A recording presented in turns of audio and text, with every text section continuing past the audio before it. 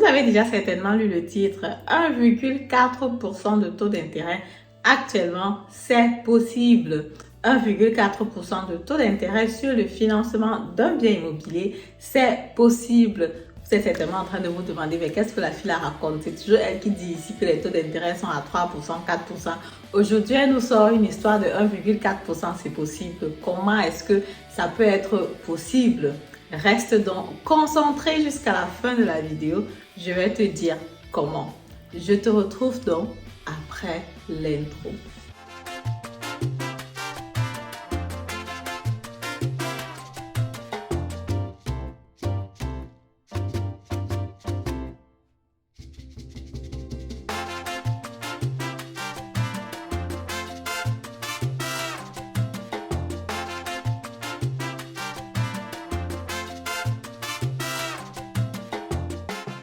Salut à vous, bonjour, mon nom c'est Madel Nyingtedem. Si tu ne me connais pas encore, je suis investisseur immobilier, coach en investissement immobilier, conseillère financière certifiée sur le paragraphe 34i, créatrice de la formation Investir en immobilier comme un pro ou alors comme une pro, et aussi écrivain du livre Devenez millionnaire avec l'immobilier. Tu peux te procurer le livre tout simplement en suivant les informations en barre de description.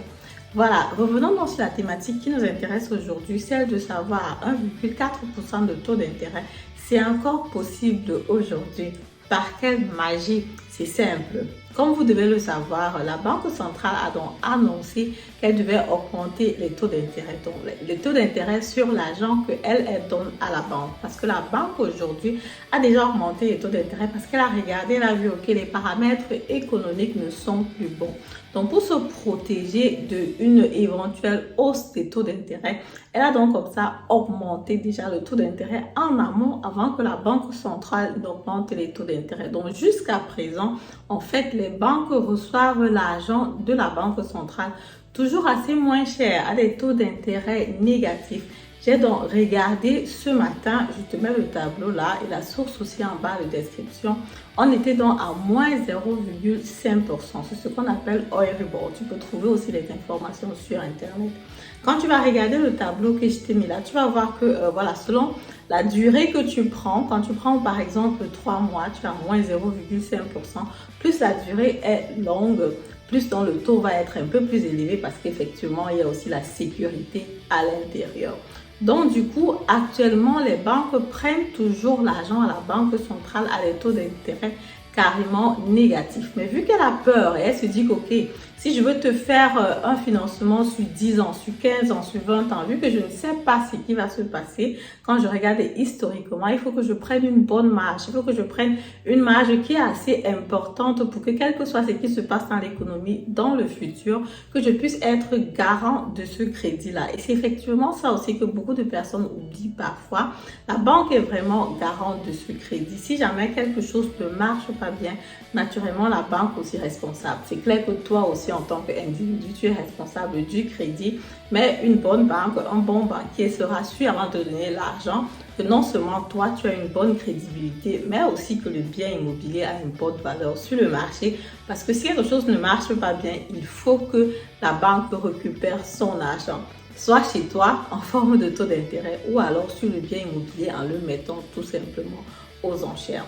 Donc aujourd'hui, la banque continue à prendre l'argent à la Banque centrale à des taux d'intérêt négatifs. Donc si toi tu veux accéder à ça, ce que tu peux faire donc c'est de prendre un taux d'intérêt variable qui va donc selon l'Euribor. Et l'Euribor, tu peux regarder sur Internet toi-même. Comme j'ai dit actuellement, c'est moins 0,5%. Donc si tu fais un financement à taux variable, actuellement, supposons donc que la banque va prendre l'argent à la Banque centrale à moins 0,5%. Si la banque se dit, ok, le marché est en fluctuation, je veux pas trop de risques, il me faut gagner 1,9% par exemple sur ce deal, la banque donc va te donner l'argent à 1,4% parce qu'effectivement 1,9% moins 0,5% à la banque centrale, il faut que toi tu lui payes de l'autre côté 1,4%. C'est la façon pour laquelle tu peux accéder à un taux d'intérêt de 1,4%. Parce qu'effectivement la banque est là pour te prêter de l'argent. Parce que si la banque ne te prête pas l'argent, qu'est-ce qu'elle va faire avec cet argent? C'est en fait son job de prêter l'argent, mais il faut qu'elle prête l'argent si bien qu'elle arrive à couvrir ses coûts et qu'elle arrive aussi un peu à envisager le futur. Mais est-ce que c'est une stratégie que je te conseille? Est-ce que je te conseille de prendre un bien immobilier sur un taux d'intérêt variable? Je vais dire non, pas vraiment. C'est vraiment pour les personnes qui sont des profits. C'est vraiment pour les personnes qui s'y connaissent. C'est pour les personnes qui ont vraiment de l'expérience dans le domaine et qui ont aussi le cash. Parce que si, par exemple, tu prends aujourd'hui, OK, 1,4% sur 3 mois, c'est intéressant, c'est top, tu fais le cash flow positif. Mais dès que la banque centrale décide d'augmenter, par exemple, à 1%, à 2%, tu sens directement cette fluctuation-là sur toi. Et comme j'ai dit tout à l'heure, cette Euribor-là, c'est sur tous les 3 mois. Donc, ça veut dire tous les 3 mois, il faut que tu renégocies avec la banque, il faut que tu regardes quels sont les taux d'intérêt, il faut que tu sois aux aguets sur le marché financier, que tu saches exactement ce qui se passe sur le marché pour pouvoir jongler chaque fois et anticiper si jamais les taux d'intérêt augmentent pour que tu prennes maintenant un taux d'intérêt fixe pour te sécuriser en fait. Et là, ça demande vraiment du know-how, des connaissances vraiment importantes aussi dans le domaine avant de se lancer ou alors avant de prendre ce type de crédit variable.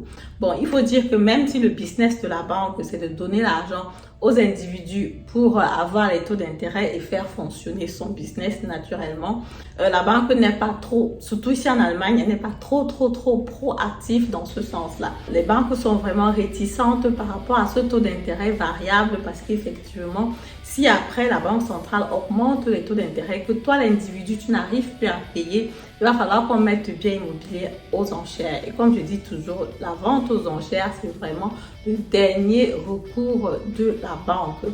L'investissement immobilier qui était vraiment en poupe tous ces derniers temps-ci.